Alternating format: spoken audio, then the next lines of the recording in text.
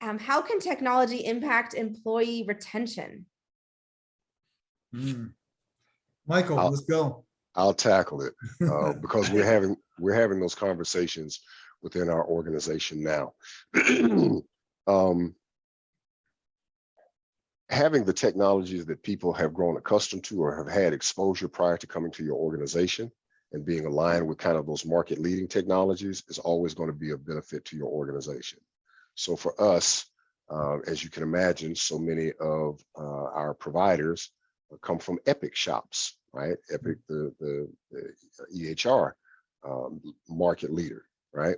So having those kinds of technologies and other technologies that are recognizable by brand names /name are also going to be helpful. But the other thing is including those employees that are interested in conversations about technology, getting their perspectives in terms of what could be leveraged and what could be utilized.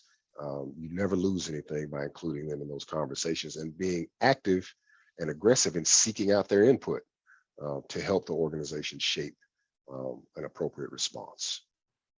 Well, Michael, what I'll add to that too, I think you hit on a good point. It's meeting people where they're at with the right technology at that point in time, right? I think what's happening in the workplace today, there's a huge shift in the who's coming into the workplace today. We have a younger generation that grew up with technology. It's that 3-year-old that was met at the sliding glass door that's doing this, that's accustomed to using an iPad at the age of 3, right? It's my grandkids that are downloading applications to an iPhone when they're 3 years old. They are born using technology. When they come into an organization, we're using outdated technology and processes that are outdated. We're not going to be able to retain them the way they're at. They're going to go to organizations that are going to be able to kind of provide them the experience that they're accustomed to experiencing. So that's a big part of it, is giving the technology where we're at.